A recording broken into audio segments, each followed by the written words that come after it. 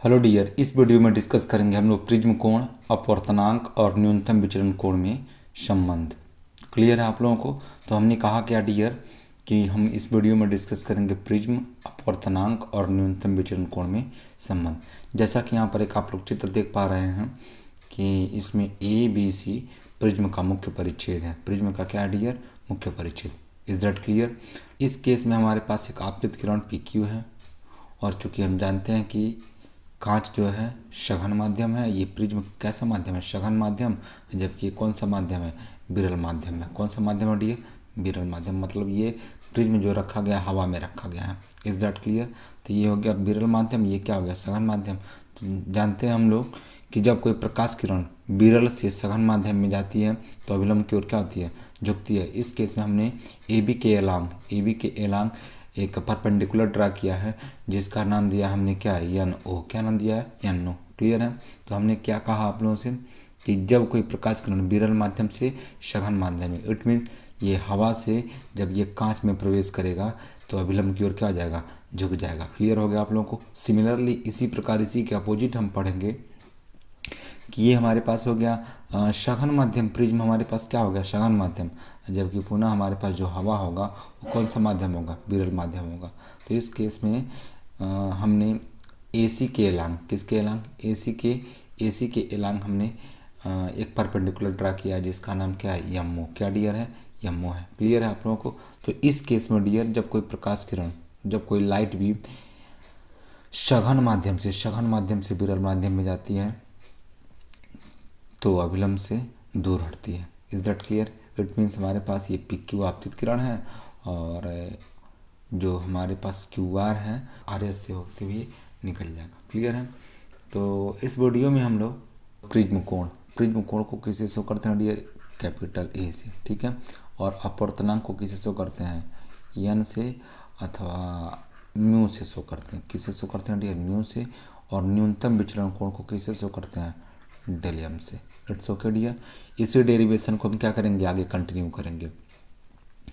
तो चूंकि जनरली आप लोग देख सकते हैं इस फिगर में ए बी सी में हमारे पास एक छोटा सा ट्राइंगल बन रहा है। क्या है? इसका नाम देते हैं हम लोग यू।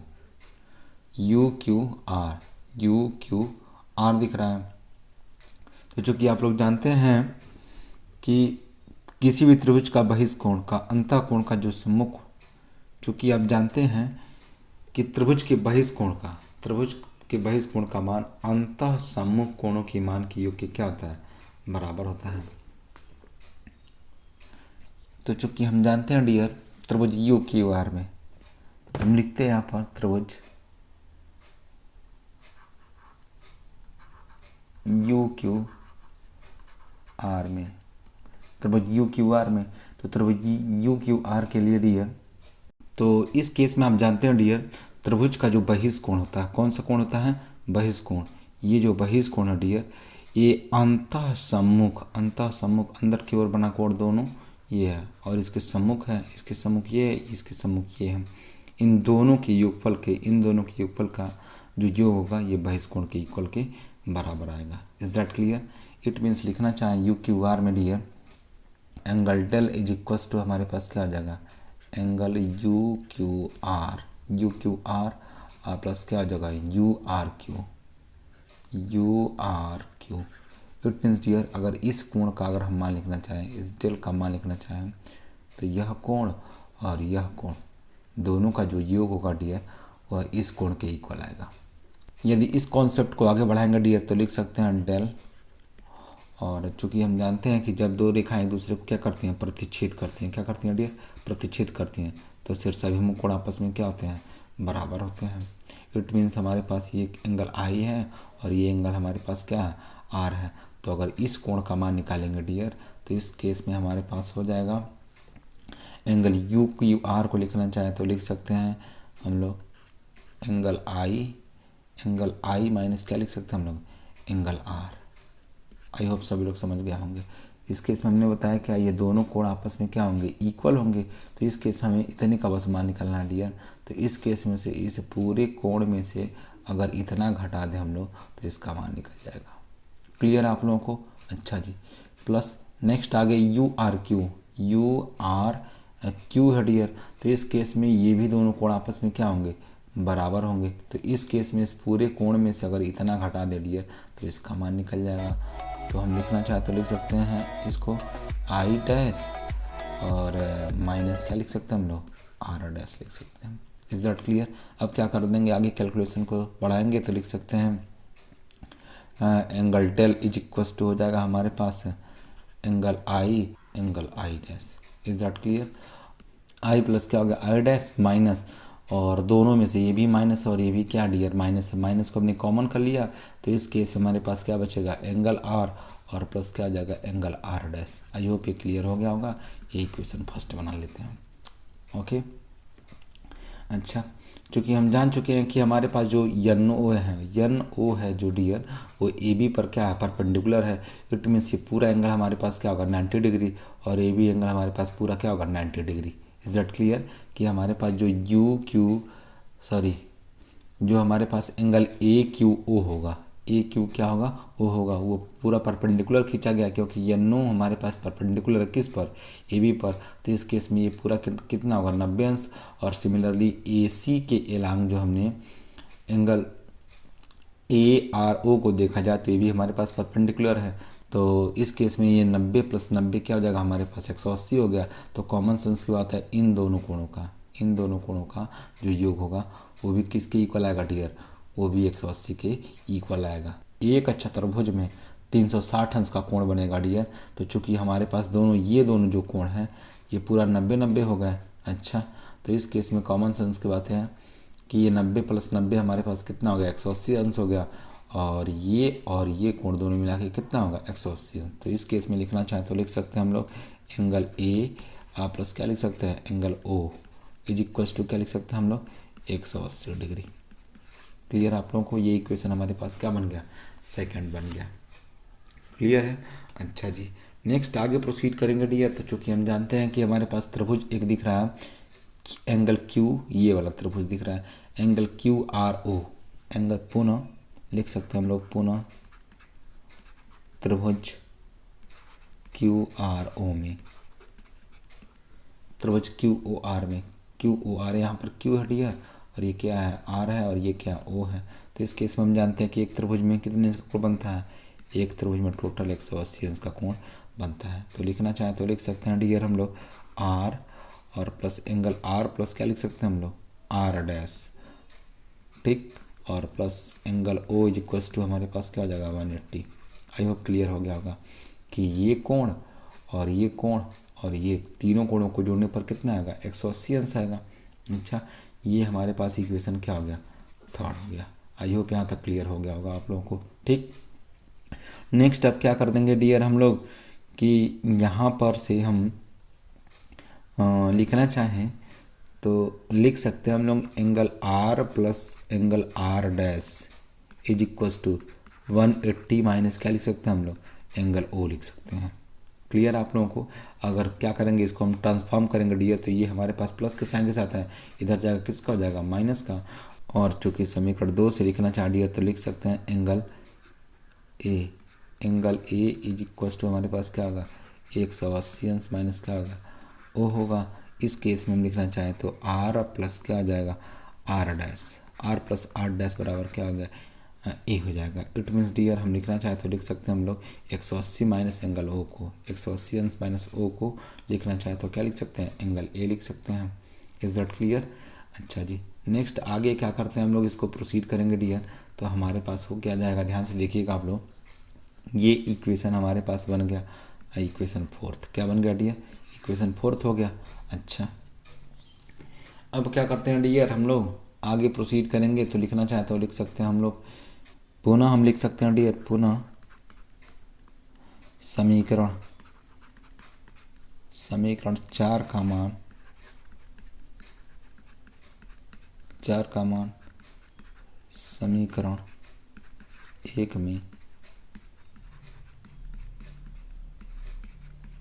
रखने पर, समीकरण 1 में रखने पर, समीकरण 1 में रखेंगे डियर तो क्या हो जाएगा हमारे पास, लिख सकते हैं हम लोग angle delta angle is equals to लिख सकते हैं नीचे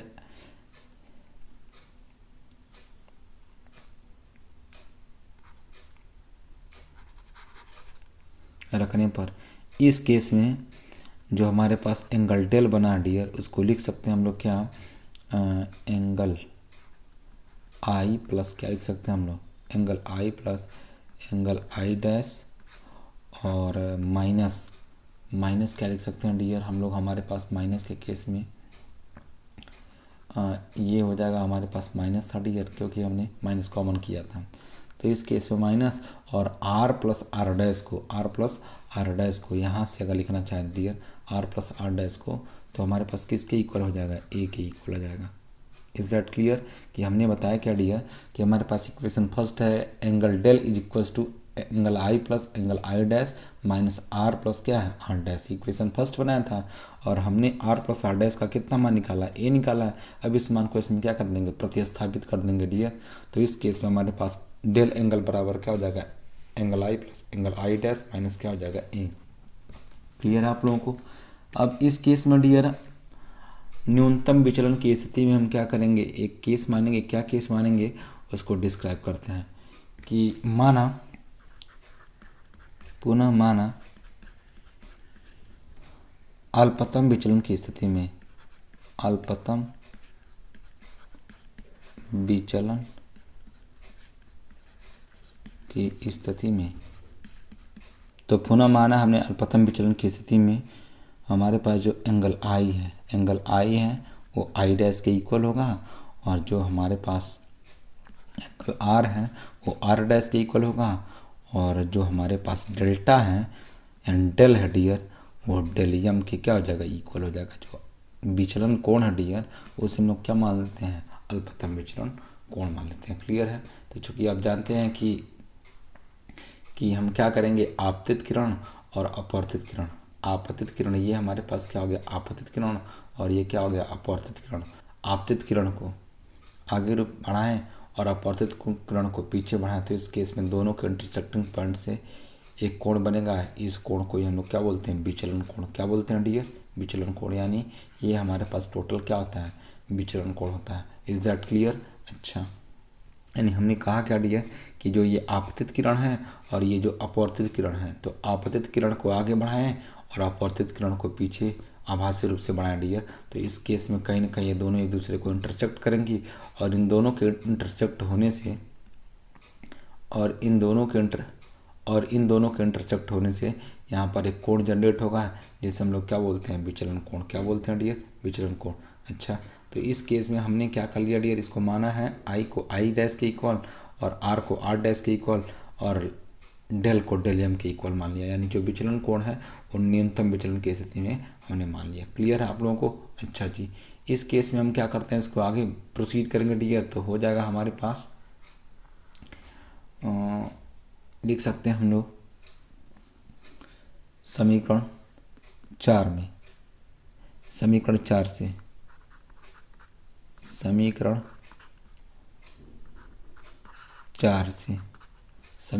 से क्या हो जाएगा डियर, हम दिखाते हैं आप लोग को। समीकरण 4 में हमारे पास क्या है, एंगल आर प्लस क्या है, angle R dash is equals to हमारे पास क्या है, कैपिटल ए है यानी प्रिज्म कोण है। अच्छा जी, इस केस में आर प्लस आर डैश को भी लिखना चाहें तो डियर क्या लिख सकते हैं हम लोग, आर के इक्वल लिख सकते हैं। तो ये हो जाएगा ए हमारे पास और 1r plus 1r is equals to क्या हो जाएगा, 2r इज इक्वल्स टू क्या हो जाएगा, कैपिटल ए। और नेक्स्ट आगे जब इसको प्रोसीड करेंगे डियर तो ये हो जाएगा हमारे पास आर और 2 गुणा में किस में टूट जाएगा, भाग में। तो ए बाई क्या हो जाएगा 2। ये हमारे पास अपवर्तन कोण यानी आर का मान निकल गया। Is that clear. सिमिलरली आगे अगर लिखना चाहें तो क्या लिख सकते हैं हम लोग डियर कि समीकरण 5 से, समीकरण 5 हमारे पास क्या है, angle del is equals to क्या है, एंगल आई प्लस क्या है,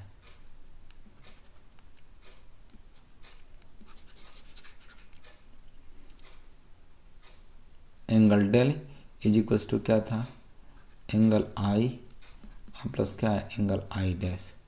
ओके, और माइनस क्या है, ए है। इस केस में डेल को हम लोग क्या लिख सकते हैं, डेलियम के इक्वल लिख सकते हैं। किसके इक्वल लिख सकते हैं, डेलियम के, क्योंकि हमने यहाँ पर माना है कि जो हमारे पास विचलन कोण है वो अल्पतम विचलन कोण की क्या है, स्थिति में है। तो इस केस में हमारे पास हो जाएगा आई प्लस आई डैश को भी लिखना चाहे तो क्या लिख सकते हैं, आई लिख सकते हैं। क्लियर आप लोगों को, माइनस क्या हो गया ए, और इस स्थिति में हो जाएगा डेल एम और is equals to 1i plus 1i is equals to हमारे पास क्या आ जाएगा 2i माइनस क्या आ जाएगा डियर ए। क्लियर आप लोगों को। अच्छा जी, अब इस केस में हम निकालेंगे डियर इसका मान i का, यहाँ से हमने r का मान निकाला, यहाँ से किसका मान निकालेंगे i का, यानी r क्या था हमारे पास अपवर्तन कोण था और i हमारे पास क्या है आपतन कोण होगा। ठीक है। अच्छा जी, तो इस केस में हम डेल एम बराबर लिखना चाहें डेल एम, तो इस केस में हमारे पास हो जाएगा डेल एम और माइनस ए है इधर आएगा किसका जगह प्लस ए। ओके, और बराबर क्या हो गया 2i, और इस केस में जब हम आपतन कोण यानी i का मान निकालेंगे डियर तो 2 गुणा में किस में टूट जाएगा भाग में, तो इसको लिख सकते हैं a प्लस क्या लिख सकते हैं डेल एम पूरे का मान क्या लिख सकते हैं 2, और इस प्रकार से हमारे पास ये निकल गया i का मान। किसका मान निकल गया डियर, i का मान निकल गया। आई होप यहाँ तक क्लियर कर लिए होंगे आप लोग। इज दैट क्लियर कि हमने r का मान निकाल लिया और किसका मान निकाल लिया i का मान निकाल लिया। अच्छा जी, अब पूरे डेरिवेशन को हम क्या करते हैं एक बार रिकॉल कर लेते हैं डियर। तो हमने क्या लिया, त्रिभुज यू क्यू आर लिया है। तो आप जानते हैं कि किसी भी त्रिभुज का जो बहिष कोण होता है वो अंतः सम्मुख कोणों के योग के क्या होता है इक्वल होता है। तो इसके अकॉर्डिंग हमने क्या किया, इक्वेशन फर्स्ट को बना लिया। तो ये हो गया इक्वेशन फर्स्ट हो गया, और चूंकि हम जानते हैं कि हमारे पास ए बी के एलांग एनो परपेंडिकुलर है और ए सी के एलांग हमारे पास एमओ परपेंडिकुलर है। तो इस केस में दोनों कोण कितना होंगे 90-90, यानी 90 प्लस 90 होगा, और 90 प्लस 90 करेंगे तो 180 आएगा। तो यानी जानते हैं कि हमारे पास ए क्यू ओ आर ये हमारे पास एक चतुर्भुज है। तो इन दोनों कोणों का योग कितना है 180 है। तो कॉमन सेंस की बात है इन दोनों का भी कितना योग होगा 180 ही होगा। तो इस केस में angle A plus angle O is equal to क्या होगा 180। इक्वेशन क्या हो गया सेकंड हो गया। पुनः हम क्या करेंगे त्रिभुज क्यू आर ओ को लेंगे तो त्रिभुज के अंतर कोणों का योग कितना होता है 180 अंश होता है। तो इस केस में क्या हो जाएगा R plus R dash plus angle O is equal to क्या हो जाएगा 180। अच्छा जी, अब इस केस में हमने इसको डिस्क्राइब किया तो हमारे पास है आर प्लस आर डैश और इज इक्वल्स टू ओ को ट्रांसफर कर देंगे आर एच एस में तो हो जाएगा माइनस का, और समीकरण 2 से हमने क्या किया डियर ए का मान निकाल लिया है, यानी 180 माइनस एंगल ओ को क्या रख दिया हमने ए रख दिया। Is that clear. और पुनः हमने क्या कर दिया डियर समीकरण 4 में हमने क्या कर दिया है कैपिटल ए के मान को क्या कर दिया प्रतिस्थापित कर दिया। तो इस प्रकार से समीकरण 5 बना है, angle del is equals to I plus angle I dash minus A, ये हो गया इक्वेशन 5। क्लियर है। और अनंतों का तो लास्ट में हमने क्या किया डियर अल्पतम विचलन की स्थिति में आई को आई डैश के इक्वल, आर को आर डैश के इक्वल और डेल को डेल एम के इक्वल मान लिया है। तो इस केस में हमारे पास 2 मान निकले हैं। किसका किसका मान निकला है, तो पहला हमारे पास मान था डियर आर का यानी अपवर्तन कोण का, और दूसरा मान हमारे पास क्या था आपतन कोण का। क्लियर है आप लोगों को। और लास्ट में आप लोग जानते हैं डियर स्नेल का नियम, क्या जानते हैं बट हम जानते हैं क्या डियर स्नेल के नियम, स्नेल्स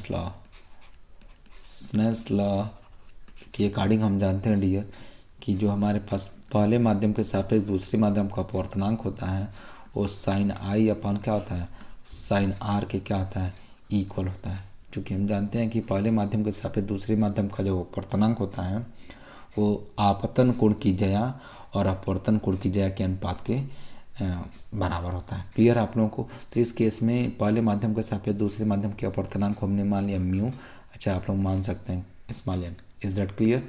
और इस केस में ये हो जाएगा साइन और आई नहीं डियर, आई का मान हमने कितना निकाला यहाँ पर ए प्लस क्या निकाला है डेल एम पूरे का अपान क्या निकल गया 2। Is that clear.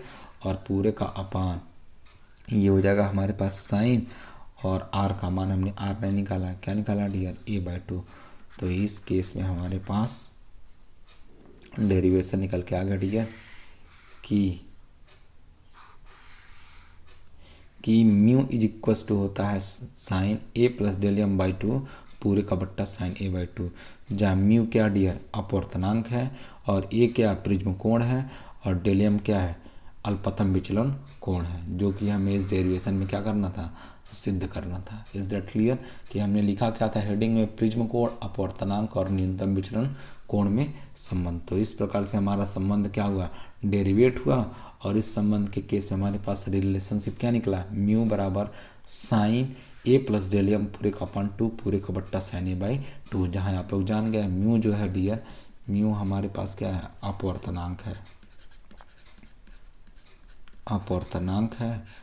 और जो हमारे पास कैपिटल ए है वो हमारे पास क्या है, प्रिज्म कोण, क्या है, प्रिज्म कोण है। और डेलियम जो है डियर वो अल्पतम विचलन कोण है, मिनिमम अल्पतम विचलन कोण है।